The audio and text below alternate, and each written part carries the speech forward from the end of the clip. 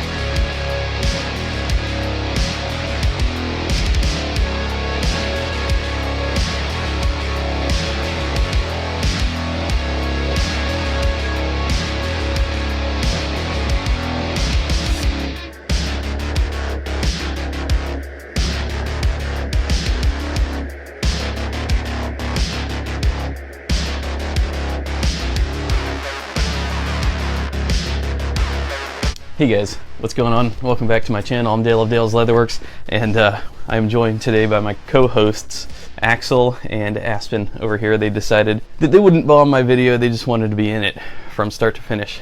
They like to help Dad, and help me they do. Alright, so in today's video I'm incredibly excited to be talking about this new pair of Truman Boots in cinnamon horse rump. Now, cinnamon horse rump is the result of GALLUN Leather's extensive experience in tanning, using a myriad of unique extracts, oils, and waxes. 7-ounce vegetable tanned horse rump is transformed into a hardy, beautiful leather. In terms of color, cinnamon horse rump is a rich scarlet and features beautiful variation, as well as unique veining. These exceptional hides embrace a rich variability. Like Ramblers, Kudu, and horse rump we've run before, the boots will be one of a kind with fluctuating levels of grain from pair to pair. Our skilled cutter specifically cuts each pair together, so that while the boots may vary within a run, each individual pair is beautifully matched. So this is built on the 79 last. For the pre-order you can choose plain toe or cap toe. It's lined in the vamp, it's got a matching tongue, tan stitching, 7 eyelets, antique brass hardware, structured toe box, Goodyear welt construction, and you get to choose your outsole, whether you want Commando, Eugene Black, Eugene Regrind, or Vibram Christie Wedge. Made in Eugene, Oregon. Let me just start out by saying, like, these are so beautiful. I might not wear these. They're so absolutely perfect that I'll wear them, but I want to sort of bask in their newness for a while because they are just incredible. Every single panel on this has intense grain. Now, I've collected horse rump from many tanneries, including this stuff. This is Shinky dark brown oiled horse rump. It's got some great grain character, great honeycombing throughout. Check out my other videos on this. This is a really, really beautiful horsehide. These are just something different entirely. I've never seen anything like this before. It's not hyperbole. I'm not trying to amp it up.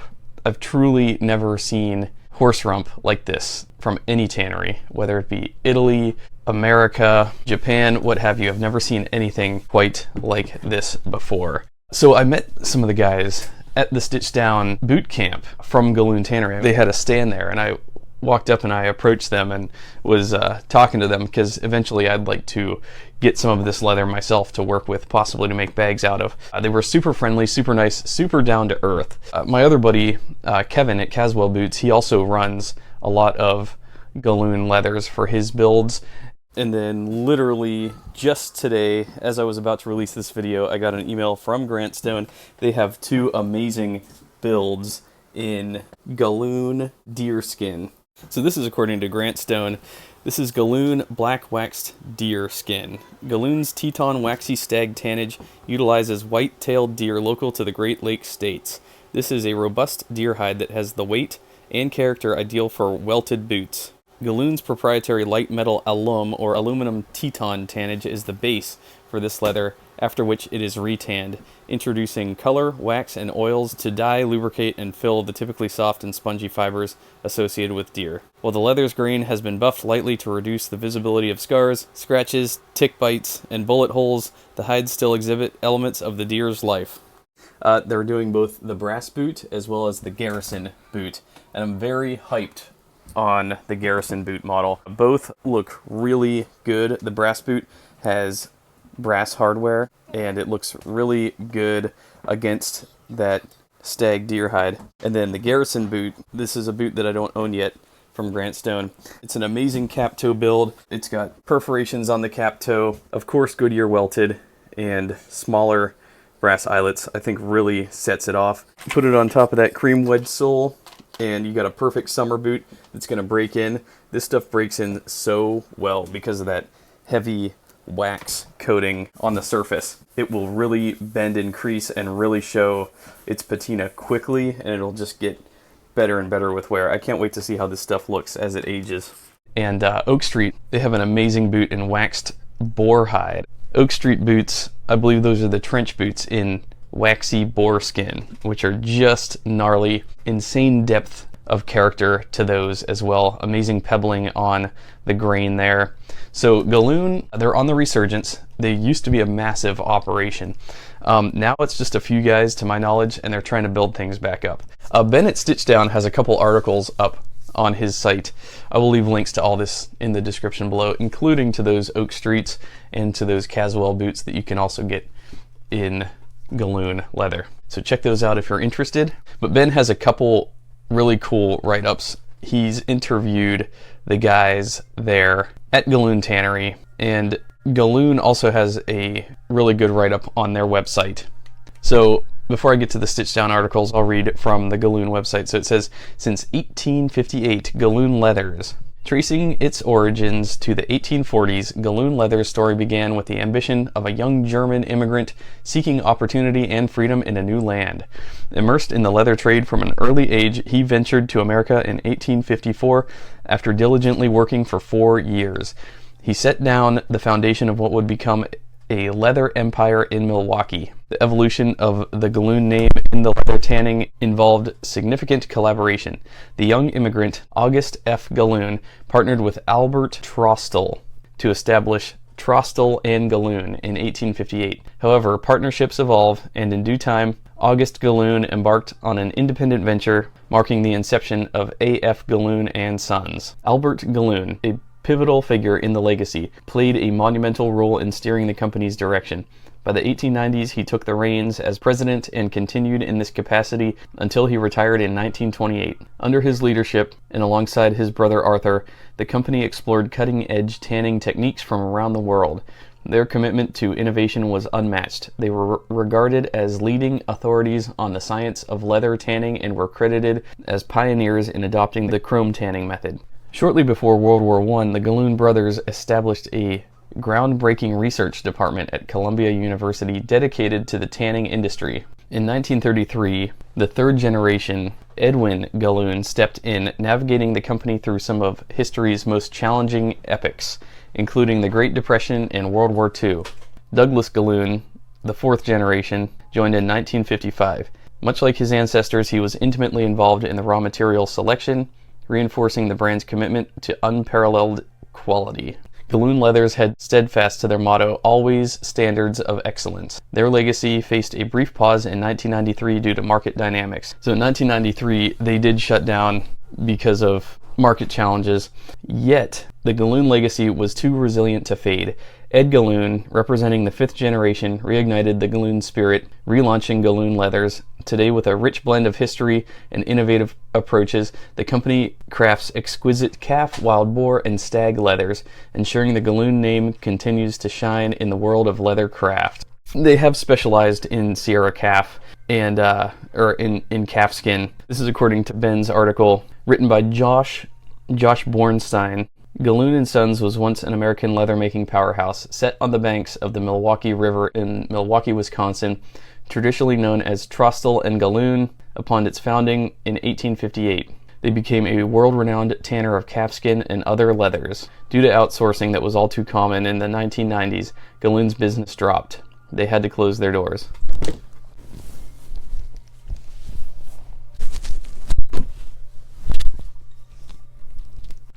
Ed Galloun, 5 generations removed from August Galloun, relit the Galloun torch. So Ed Galloun worked at Galloun & Sons all through college while his father was the president. He says it was a Leviathan back in the day. At its peak, its footprint was 900,000 square feet on the Milwaukee River. They ran kidskin, pigskin, and men's and women's calf leather, when veal was still a big byproduct of the US market. The skins were just gorgeous and beautiful. Today, veal isn't as popular as it once was, so the raw material itself is hard to find. So he started working at the tannery. He got to learn the business from the ground up, working in every department during his first year, from receiving hides in the hide house, all the way through every single process in the beam house, to retans, to tanning, to everything that was possible. He got sent to Europe. He spent 6 months at a tannery in the UK, learning how they did things differently. Then he spent another 6 months in Italy, working at another tanner, Conceria Faeda, where they did both side leather and a lot of patent leather. It was a very high-tech tannery. His first 2 years there was basically just to learn. The UK tannery was Tusting and Burnett. They're still there, little boutique tannery, but they've moved most of their operations for their volume leathers. After everything that he learned overseas, he came back to the US and he says, "No, what we have works. This is what makes our product unique. We leave the operation alone." I did all the processing controls they had over there because it made mistakes and problems less of an issue. He says, long story short, he ended up buying the operation from the family and went into that direction once I realized we were going to be shutting down the tannery. So I stayed in that line of work for another 12 or 13 years, but everybody that's been around the leather business knows there was another consolidation of manufacturing from the United States that moved a lot of business offshore. They shut down the tannery again, and then one day he says, I got a call from a good friend of mine who lives in Northampton, who no longer is in the leather business.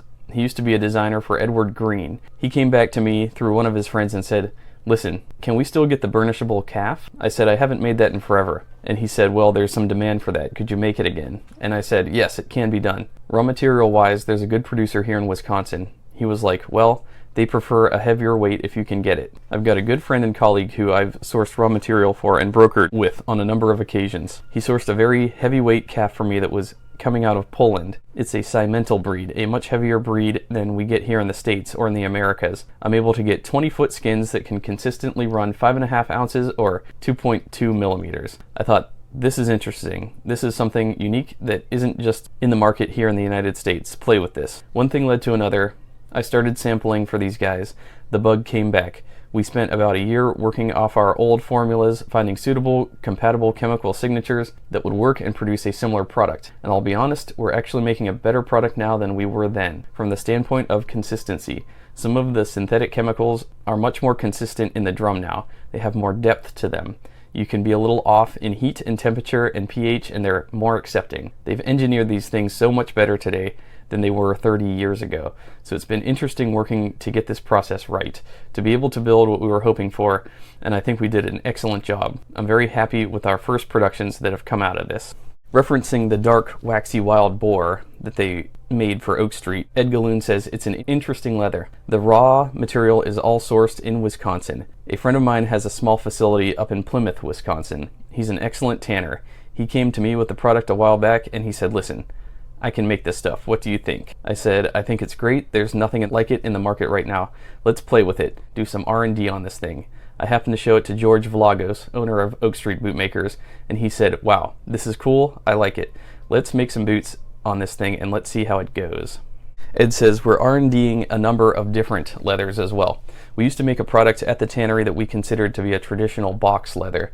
It was based off of a European formula that the French do, but we used to make one at our facility that we ran a ton of. We ran it in a burgundy cordovan color, and we ran it in black. I mentioned this to Brett Viberg, and he said, "I'd love to see a cordovan alternative." I love cordovan, I love what it does, but it's a difficult leather to break in. I always like to see something high-end and new. When you do the box leathers right, they should have a round hand and very tight break, but take on that shell cordovan look. It's all the nuances in the impregnation. If you impregnate too much, it gets boardy and brittle. It's almost stiff. If you do it too little, the break goes all to hell and it looks terrible. So we've been working at fine-tuning the impregnation process on that, and I'm going to actually have our first production ready samples by the end of this month, so that should be fun. I'm basically doing a slow limited release. Like, hey, make some boots out of this, tell me if you like it or not, and what you do or don't like about it. We're trying to be methodical about how we're coming back with the brand, back into the business. I'm excited because we're having way more success on the R&D side than I thought we would early on, because we're re-engineering off of formulas that haven't been used in 30 years. It's taken time, and I'm glad we took the time. I wanted to work with a couple guys that I could build a rapport with and gain their trust to make a good product. That ended up being George Vlagos and Brett Viberg. I've got a few pairs of Brett's boots here, and he just says, I love this. Can you make me more? Can you match this color? And I say yes. The answer is yes. Let me work on it. So we're getting into production volumes with him. Then with George, we did the limited release on the wax stuffed boar. So we're trying to do it slow. I don't want to be everything to everybody. I'm trying to make a unique, interesting, repeatable leather that's high quality and not stepping on anybody's toes. I'm not trying to be Horween. That's not who we are. Can we make similar leathers? Yes, but that's not who we are. They ask him, are you working in your own facility right now or with an existing tannery? Ed says, I'm working in other facilities. I'm in the process with 2 other partners that I'm working with of consolidating our operations. As you can imagine, from all tanneries that used to be, there's a lot of equipment out there. One of the guys is a tanner, one of the guys is a finisher, and then there's me. I'm a little bit of both. But I don't call myself a tanner. I don't call myself a finisher. I'm a hybrid guy who understands leather, knows how to make it. But do I sit down and mix my own formulas? Lately, yeah, but that was not my traditional role. Like reading a recipe for baking a pie. I'm trying to make all these things that were written back in 1982. Right now I'm making my own wet blues in Europe, but getting retans done here. I was really not sure which way I wanted to go. I had conversations with Fred Seidel. Then I ended up going over to Ryan Law at Law Tanning. He's like, dude, I'm all about making boutique leathers. This is great, let's do this. With his team and my guys, we've built these products. Now I am eager to go out and build a tannery. Because of the control factor, we can figure our way out, but that's a very expensive prospect to get a footprint, get the licensing put in place for the ecological side of it. It's all doable and we're working on it, but we're not sure what direction that's going to take just yet. We've been doing our homework, but that's down the road. Right now, we're working with our formulas just like how they brew beer. You can have 7 different beer brands coming out of one facility. He says, right now I'm concentrating on footwear. I love working with men's boot manufacturers.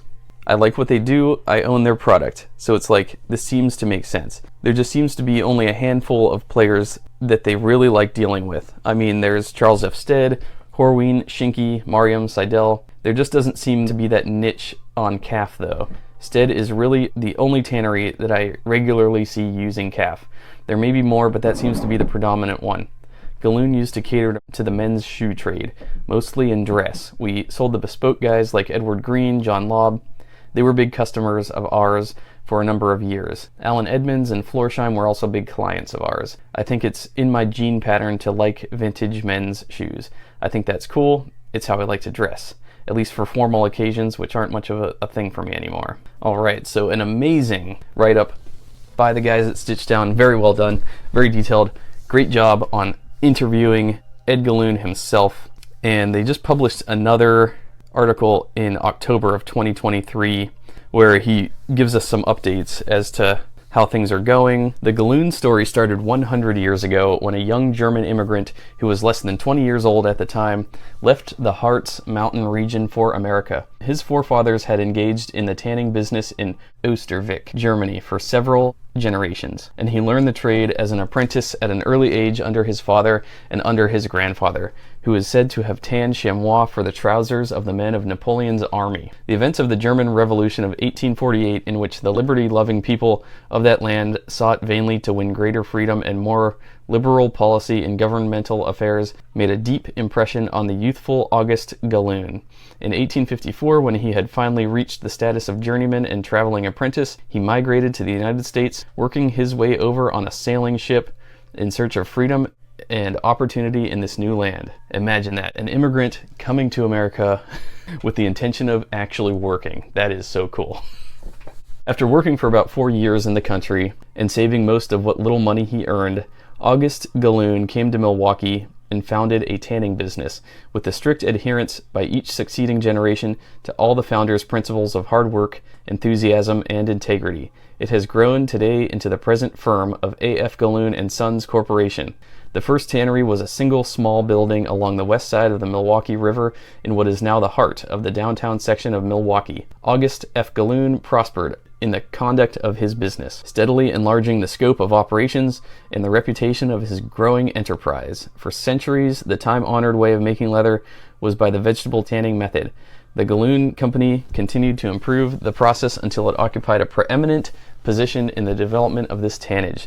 Leather tanned by this method is still produced by A.F. Gallun and Sons Corporation today and is used in high-grade shoes, mechanical leathers, the craft trade, and very extensively in personal leather goods. In about 1885, the Gallun Company's tanning operation was established on its present site at 1818 North Water Street, approximately a mile north of the original location and still on the Milwaukee River. Toward the close of the 19th century, August Gallun retired and his son Albert succeeded him as the head of the business. Albert F. Gallun worked for his father and was well grounded in all phases of the business and thoroughly qualified to assume charge when the original firm was dissolved and business became known as A.F. Gallun and Sons. Albert Gallun and his brother Arthur Gallun together operated the firm at this juncture.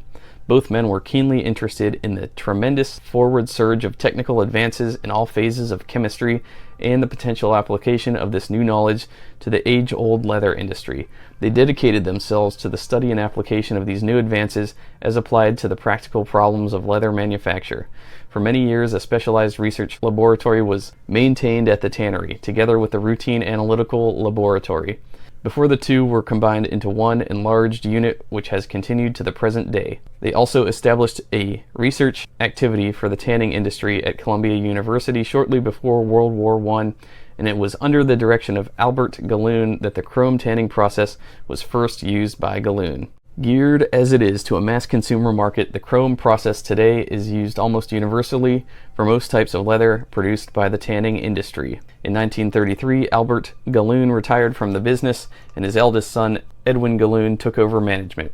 He had served his firm in an official capacity since 1920 when he became assistant secretary. Early in his career with the company, he enterprised an unusual capacity for hard work. He and his brother Albert Gallun guided the organization through the turbulent years of the Great Depression and through World War II, when the company won the Army-Navy E Award. In 1955, Douglas Gallun joined the organization, and today he represents the fourth generation of his family in the firm. 100 years ago, his great-grandfather August Gallun used to go out among the local butchers to select the right types of raw skins for his tannery. Today, Douglas Gallun contracts for the raw stock, which is the basic material in the tanning of calfskin. One of the most important changes during the last century in the leather industry has been the greater use of color. From one or two shades of brown, along with the staple black, a variety of colors have come to be used, and today a wide range of colors and types of leather is essential for the maintenance of front-rank position in the industry. Present demands call for a never-ending search for new and novel color and style to satisfy the mercurial world of fashion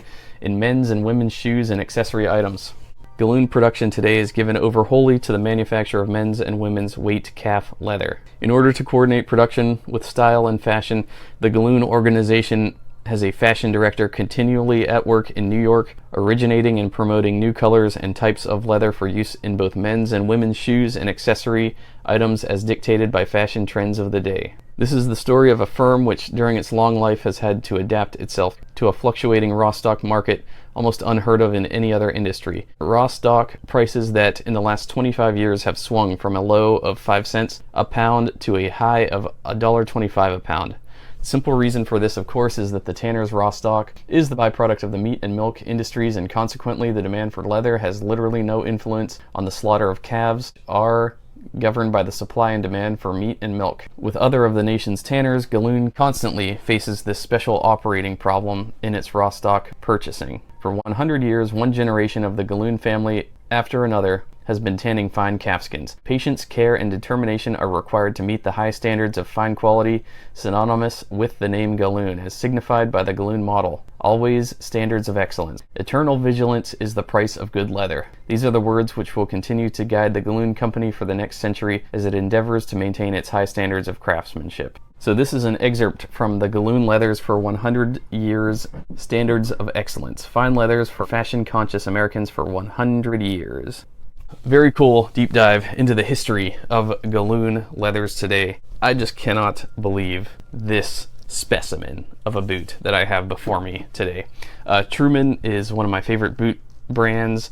I have a ton of Truman boots. I probably have 40 pairs. After collecting boots for 10 years now, after seeing hundreds of boots and buying leather myself now from all kinds of tanneries, Stead, Horween, Wickett and Craig, Seidel, Law Tanning, I can tell you that this in particular is something very unique, unlike anything that I've seen anybody else do. And I like that Ed GALLUN says, you know, he's not trying to be an everything tannery. He's not trying to offer every type of leather that there is. If you want something like that, there's tanneries like Lafargue in Mexico that are just cranking stuff out, or SB Foot. They make a very unique product as well here in the States. I really like slow tanners. I like small tanners. I like boutique tanners. And that's what GALLUN is. Of all my years collecting boots, I've just never seen anything like this. This is truly a special specimen of a boot. And I highly encourage anybody who's interested to get in on this pre-order, because you'll have a piece that's unique and unlike anything else out there right now. I mean, truly, I'm not just saying that to hype this up. I have never seen anything like this before. This is just crazy.